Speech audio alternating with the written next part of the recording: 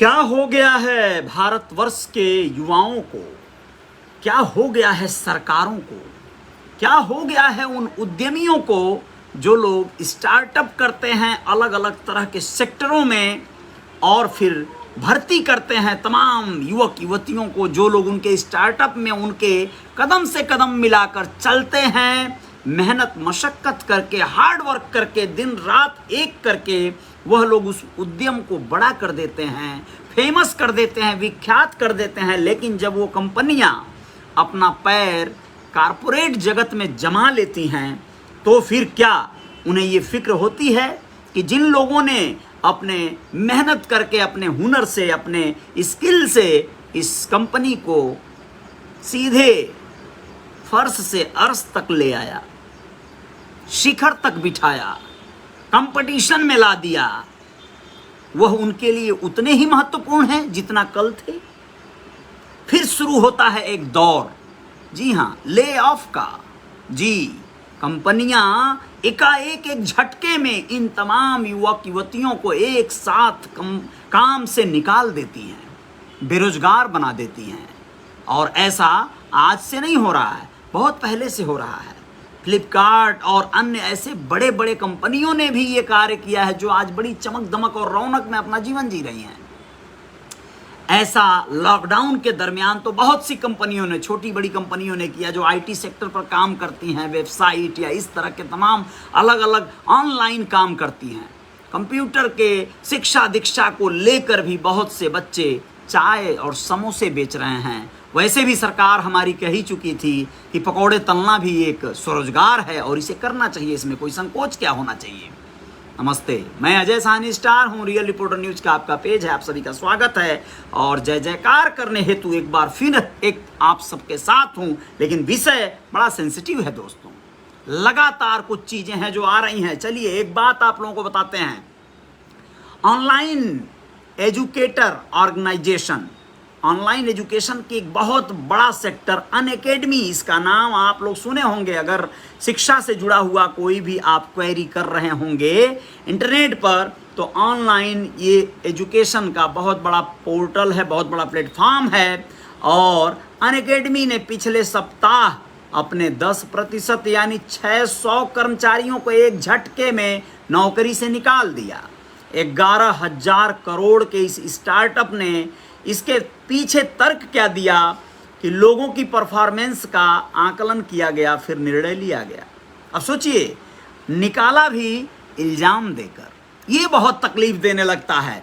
वहीं बीते साल दिसंबर 2021 में अमेरिकी स्टार्टअप बेटर.com के सीईओ विशाल गर्ग ने अपने 900 एम्प्लॉई को एक साथ नौकरी से निकाल दिया था। क्रिसमस के ठीक पहले ये निर्णय उन्होंने जूम कॉल पर सुनाया था। एक झटके में लोगों को कहा जूम कॉल पर आकर उसके सीईओ ने कि आप सबको तत्काल प्रभाव से निलंबित किया जाता है।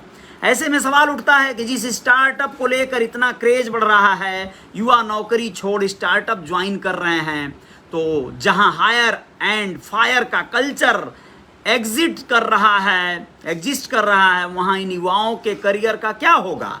ऐसे में सबसे जरूरी बात है कि एक स्टार्टअप में नौकरी पाने वाले युवाओं को किन चीज़ों पर सबसे ज़्यादा ध्यान देना चाहिए। इन सब बातों का जवाब बहुत अलग तरह से आप लोगों को अलग अलग जगहों पर जानने को मिलेगी। लेकिन एक बात आपको स्पष्ट बता देना चाहता हूँ, सरकार आपको क्या बनाना चाह रही है। सरकार इस तरह के तमाम घोषणाएं जब करती है, सरकार जब बताती है ऐसे स्टार्टअप, सोचिए मैं एक एग्जाम्पल दे रहा हूँ। आजकल ऐसा दौर चल रहा है जहां पर आप किसानों में, तमाम लोगों में बेरोजगारी आई, मजदूर बेरोजगार हुए। गांवों में जो खेती करते थे और गेहूं को काटते थे हंसुआ से, झुंड बनाकर कॉन्ट्रैक्ट बेस पर काम करते थे। कुछ मजदूर ठेका आज भी लेते हैं दोस्तों, जहां पर बहुत ज़्यादा लोग जैसे कार्य कराना चाहते हैं मजदूरों से, या उनके यहाँ कंपाइन या अन्य ऐसे जो आधुनिक यंत्र हैं किसानी के, खेती के, कृषि के, वहाँ पर उनसे कार्य न कराकर कुछ लोग अगर मजदूरों को कॉन्ट्रैक्ट बेस पे कार्य देते हैं काटने का गेहूं, तो वहाँ पर बहुत सारे मजदूरों को रोजगार तो मिल जाता है, लेकिन उनका काम तमाम कर दिया कंपाइन मशीन ने आकर, जो सस्ते में उनसे ज़्यादा कार्य कर दिया, उनसे कम समय में। यानी मशीनरी हावी होती गई तो रोजगार खत्म होते गए, ऐसा भी हुआ है। अब यहाँ पर क्या हो रहा है, कंप्यूटर चलाने वाले ये लोग स्टार्टअप में शुरुआत कर रहे हैं, एजुकेशन सोसाइटी में, एजुकेशन सेक्टर में। अब देखिए, एक पढ़ा लिखा व्यक्ति अगर आज मैथमेटिक्स का एक टीचर है जो ऑनलाइन क्लास ले रहा है, और अगर आप साइंस वाला एक टीचर रखे हैं, मैथ वाला रखे हैं, आप विज्ञान वाला एक टीचर रखे हैं, 3 टीचर रखे हैं, लेकिन यदा कदा समझिए इस युग में अगर कोई एक व्यक्ति या एक महिला मैथ और विज्ञान और आपके इंग्लिश इन तीनों विषयों की ज्ञाता हो तो क्या होगा, सोच कर देखिए आप। यानी तीनों विषयों को पढ़ा लेती हो तो कोई अगर इंस्टीट्यूशन ऐसे एम्प्लॉय को पा जाएगा, तो मान लीजिए कि एक मास्टर की, एक टीचर की सैलरी 50,000 रही हो और 3 अलग अलग टीचरों को अलग अलग विषय पढ़ाने के लिए उसने रखा था, हायर किया था, 1.5 लाख रुपए दे रहा था, और 1 लाख रुपए या 1.25 लाख रुपए में ही कोई ऐसी टीचर मिल जाए जो तीनों विषय को कवर कर ले, तो क्या होगा, वो निकाल देगा बाकी 2 लोगों को, 2 लोग बेरोजगार हो गए। और ऐसे ही एग्जाम्पल तमाम हैं। मशीन आ गई, मजदूर बेरोजगार हो गए।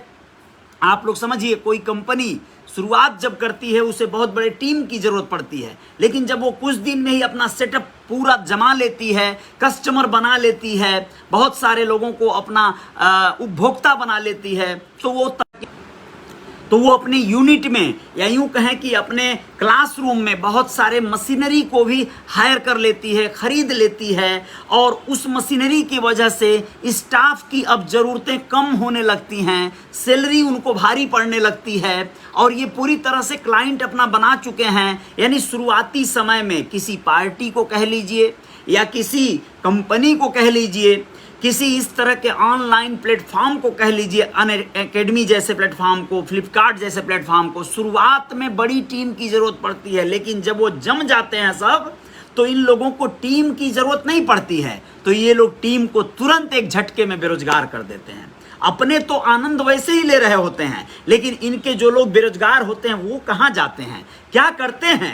अब आप लोग समझिए कि वो लोग बेरोजगार होकर, कोई लोग समोसा बेच रहे हैं, कोई लोग सब्जियां बेच रहे हैं, कोई लोग गाँव की ओर लौट रहे हैं, अलग अलग तरह के सेक्टरों में जाने को मजबूर हो गए हैं वो लोग। मैं आप लोगों को एक बात बताना चाह रहा हूँ, सरकारें रोज रोज डरा रही है इन सब चीज़ों पर। ये प्लेटिन क्वाइन का सिंबॉलिक सिक्का है। आप लोगों को बताना चाहेंगे कि ये एक ऐसा प्रकल्प है, ये एक ऐसा अभियान है जिसे मल्टी लेवल मार्केटिंग से आप लोग जोड़ सकते हैं, और इसके तहत क्रिप्टो करेंसी की खरीद फरोख्त होती है। इसकी अपनी एक वेबसाइट है जो आज के तारीख में PLCU या PLC अल्टीमा नाम से आप लोग सर्च करेंगे तो दिखाई देगा। आप लोगों को बताना चाहते हैं, इस वेबसाइट के थ्रू बहुत सारे लोग रोजगार प्राप्त कर चुके हैं, बहुत सारे लोग, कुछ पैसे निवेशक हैं, कुछ नेटवर्क मार्केटिंग के कॉन्सेप्ट पर काम करके यहाँ पे धन अर्जन कर रहे हैं। और मैं खाली इसकी बात नहीं कर रहा हूँ, ऐसे तमाम पोर्टल हैं, तमाम पोर्टफोलियो लोग बनाकर बड़ा बड़ा कार्य कर रहे हैं और अपने रोजगार को किए जा रहे हैं। लेकिन इस पर भी सरकार की नज़र है। सरकार भी एक तरह से अपने आप को रोजगार परक बनाए रखी हुई है, वो खुद कमाने के चक्कर में पड़ी हुई है। लोगों से टैक्स लेने से ही सरकार चलती है, आप लोगों को पता है। तो लोगों से टैक्स लेने का कोई कोर कसर नहीं छोड़ना चाहती है। पहले बेरोजगार कर दो, फिर लोग अपना एंटरप्रेन्योर बने, यानी स्वरोजगार पैदा करें, तो उसमें उनको जल्द से जल्द टैक्स के दायरे में लाओ, सभी लोगों से टैक्स वसूली हो सके, सभी लोगों से जो भी GST और सारी चीज़ों के को वसूला जा सके। इस पर सरकार की बहुत पैनी नज़र पड़ी हुई है। जिस तरह से एक हीरो, एक कलाकार अपनी फीस वसूलना चाहता है, जो भी समय अपना देना चाहता है, उसी तरह से कमाना चाहता है, चाहे वो लाइव इवेंट में जाए, चाहे वो शूटिंग में जाए, एक एक मिनट का वो अपना रिकवरी लेना चाहता है। उसी तरह से सरकारें भी हर हाल में लोगों को डरा रही हैं, धमका रही हैं, हर हाल में उनसे वसूली के चक्कर में पड़ी हैं। क्रिप्टो करेंसी के नेटवर्क पर जो लोग काम कर रहे हैं, अरबों रुपए जो है इस देश का निवेश करके लोग जो है अपने पैसे को किसी तरह से या अपने रोजगार को, अपने घर परिवार को चलाने की फिराक में लगे हैं। लेकिन ये दिन रात एक्सचेंजों के पीछे पड़ के सरकार उनको धमका रही है, डरा रही है कि भैया तुम हमको पैसे दो, तुम हमको जो है टैक्स दो। कस्टमर जो कम आमदनी यहाँ कर रहा है वो 30% टैक्स के दायरे में लाने के चक्कर में ये लोग जो कर रहे हैं, ये वही है कि जैसे 20,000 रुपए की सेना में भर्ती करने की नौकरी इन लोगों ने निकाला है। बड़ी बात है, अच्छी बात है। बहुत सारे युवा, बहुत सारे लोग हैं, 10वीं पास बच्चे हैं, उनको रोजगार चाहिए। वो लोग सेना में गोली खाने के लिए चले जाएंगे 20,000 रुपए की सैलरी पे, और देशभक्ति का भावना अलग से उनके अंदर है। वो पैसे के लिए नहीं जा रहे हैं। मैं बिल्कुल क्षमा प्रार्थी हूँ ये कहते हुए। रोजगार के लिए अलग बात है, देश सेवा का भी जज्बा उनके सीने में है, ये बहुत अच्छी बात है। और मैं आप लोगों को कहना चाहता हूँ कि ये हर हाल में आप लोग जान लीजिए कि मतलब रोजगार सरकार तो दे रही है, लेकिन रोजगार के एवज में जो उनको इनकम दे रही है, सरकारी नौकरी सबको पाना संभव नहीं है। लेकिन जो लोग प्राइवेट सेक्टरों में जा रहे हैं वो लोग बहुत असुरक्षित है दोस्तों। प्राइवेट सेक्टरों में चाहे देखिए, अभी दरोगा की भर्ती निकली है उत्तर प्रदेश में, जो निकली थी उस पर बहुत सारे बच्चे एग्जाम दिए थे। आज ही उसका रिजल्ट आउट हुआ है, कल रात में। आज सुबह से सभी के घर में कुछ लोग जो सेलेक्ट हुए हैं, परीक्षा पास किए हैं, उन लोगों के घर में खुशियां मनाई जा रही हैं। लेकिन बहुत सारे लोग हैं जिनके घर में बहुत मातम और दुख का माहौल है। कारण है कि बहुत सारे बच्चे फेल भी हुए हैं। बहुत सारी बातें हैं, मानक पर आंकने के अनुसार जो है अलग अलग तरह से मतलब उम्मीदों पे पानी फिरा है लोगों के। तो सबको नहीं नौकरी मिल पा रही है सरकारी। प्राइवेट सेक्टरों में लोग अपने स्वरोजगार की ओर बढ़ रहे हैं। तो आप सोचिए कि कैसे क्या भला होगा। मतलब जो लोग प्राइवेट सेक्टरों में लोगों को ला रहे हैं, पहले शुरुआती समय में नौकरी दे रहे हैं, मंथली पे आउट दे रहे हैं, ईयरली पैकेज पे उन लोगों को बांध रहे हैं, आईटी सेक्टर में एक्सपर्ट बच्चों को, वही लोग उन्हें बेरोजगार करने में कोई कसर नहीं छोड़ रहे हैं। ऐसे में क्या करना चाहिए लोगों को, कैसे आगे आना चाहिए, कैसे अपने आप को मजबूत बनाना चाहिए, और सरकार को इसमें मदद करना चाहिए। खास करके नेटवर्क मार्केटिंग जैसे प्रकल्प को उत्थान के रास्ते पर, विदेशों में यही नेटवर्क मार्केटिंग करके बहुत बड़े बड़े उद्यमी बने हैं, बहुत बड़े बड़े लोग अमीर बने हैं। इसमें कोई प्रॉब्लम नहीं है। कोई अगर इसमें अगर कोई गलत कर रहा हो, कोई अलग कोई गलत और धोखाधड़ी और कोई मतलब गलत तरीके से लोगों को लूटने के प्रकल्प पे काम कर रहा हो, तो उसकी जांच पड़ताल करवा के उसे आप जेल में भेज दो, उसे आप बंद कर दो, उसको आप किसी भी तरह रोक लो। अपराध तो वैसे भी होते हैं, कत्ल मर्डर खाली करने और रोकने के लिए थोड़ी पुलिस बनी हुई है। आपका इंटेलिजेंस ब्यूरो होना चाहिए, आपका अपना जो आईबी है, जो ऐसे सेक्टर हैं हमारे, उन सबको लगा दो। आपका CBCID है कि भाई कौन फ्रॉड और कौन गलत काम कर रहा है, उसकी जांच पड़ताल करके उन कंपनियों को लगाम लगा लो। लेकिन उन कंपनियों से हम जानते हैं आप लगाम नहीं लगाना चाहते हो, आप असल में उनको लूटना चाहते हो। उन कंपनियों से मोटा रकम सरकार वसूलना चाहती है।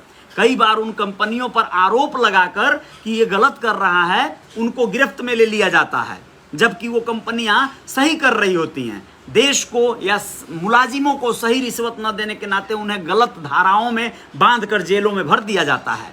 आप लोगों को बताएं कि जो भी क्रिएटिव लोग दुनिया में पैदा होंगे, जो बड़ी आबादी को प्रभावित करेंगे, बड़ी आबादी को रोजगार देंगे, बड़ी आबादी को अपने पैरों पर खड़ा होने के लिए कार्य करवाना चाहेंगे, उनको ये सरकारें और सरकार के मुलाजिम रोकने का सतत प्रयास भी करेंगे, ये तय है। क्योंकि इस तरह के जो है लोगों को बहुत कम, 100 में से 1 लोग ऐसे सुरक्षित तरीके से वहाँ तक पहुँच पाएंगे, वरना हर हाल में ऐसे लोगों को रोक दिया जाएगा। क्योंकि बेरोजगारी जब बढ़ाएगी सरकारें, तो ऐसे तमाम उनकी पार्टियों के नारे लगाने वाले आवारे पैदा होंगे, और जब आवारे पैदा होंगे तो वो सिर्फ जीने खाने के नाम पर, गमछा और रुमाल के नाम पर उनके दिन भर खटनी खटेंगे, नारा लगाएंगे, जयकारा लगाएंगे। नेताओं के साथ क्या होता है, नेताओं के साथ लोग भोजन करने पर और जीन्स और जूता पहनने के लिए पैसे मिल जाने पर ही काम करने के लिए सालों साल तैयार रहते हैं। ऐसे तमाम कार्यकर्ता बनकर जी मर रहे हैं लोग। वो जो तलवारें लेकर लोगों को सड़कों पर आप देख रहे हो गाली बकते हुए, नारा लगाते हुए, वो लोग कौन हैं? वो लोग कुछ नहीं है, वो लोग ऐसे खाली बैठे लोग हैं। उनको एक रोजगार मिल गया, डीजे पे नाचने का, दारू शराब मिल गया, बूटी मिल गई उनको। बहुत सारे ऐसे लोग हैं, मैं सभी को कह रहा हूँ, जो तमाम इस तरह के रमज़ानों और ईदों और बकरीदों में भी जो तलवार भांजते हैं, गदका चलाते हैं, वो लोग भी उसी कैटेगरी में आते हैं। जो लोग काबिल लोग हैं, जो व्यस्त लोग हैं, जिनको पैसे कमाने हैं, जिनको पैसे कमाने की धुन है सवार, उन लोगों को ये सब करने का समय ही नहीं है। तो आप अपने जीवन में क्या कर रहे हैं आप लोग तलाश लीजिएगा। लेकिन सरकार आपके ऊपर कहीं ना कहीं, या फिर जो बड़े बड़े कारपोरेट जगत के उद्यमी हैं, वो आपको अपना गुलाम बना के रखने में ही बस बिलीव रखते हैं, विश्वास रखते हैं। आप जितना परेशान रहोगे, जितना भूखे रहोगे, उतना ज़्यादा आप लालायित होकर ऐसे लोगों के सामने ताकते रहोगे। आपको अपने ऊपर खड़ा होना होगा, अपने आप को मजबूत बनाना होगा। ऑनलाइन पैसिव इनकम जनरेट करने के रास्ते भी बनाने होंगे। लेकिन क्या कोई कहे, जनरेट करने का रास्ता कोई मेहनत से बनाता है? सरकार एक नीति लाकर उसे धड़ाम से गिराने का प्रयास करती है। सरकार से अपील करते हैं हम इस न्यूज के माध्यम से कि लोगों को एंटरप्रेन्योर बनाने की दिशा में जो कार्य चल रहा है तो बनने दिया जाए। नेटवर्क इंडस्ट्री को मजबूत किया जाए इस देश में। नेटवर्क, मल्टी लेवल मार्केटिंग और इस तरह के कार्य को लोग कैसे करें, इस पर बाकायदा ट्रेनिंग दिया जाए, बल्कि इस पर एकेडमी कार्य करें। बहुत मज़ा आ जाएगा। ये बहुत बड़ा प्रोजेक्ट होता है। आप कौन गलत नेटवर्क कंपनी है, कौन सही है, इसके पड़ताल आप कर लो। आप अपने तरीके से कुछ चुनिंदा कंपनियों को ही दे दो भैया कि ये सही है, ये गलत है, तो भी एक बार समझ में आएगा। चलिए, बहुत बहुत धन्यवाद। लंबा हो गया मामला, लेकिन बस यही है, बेरोजगारियाँ बढ़ रही हैं और रोजगार के अवसर कम हो रहे हैं, लोगों की नौकरियां जा रही हैं, लोग परेशान हैं। खैर, लेकिन जय जयकार तो जारी रहेगी। बहुत सारे लोग हैं जो इन सब के बावजूद, महंगाई यहाँ से यहाँ तक चली गई, आप लोगों को कुछ पता ही नहीं चल पा रहा है।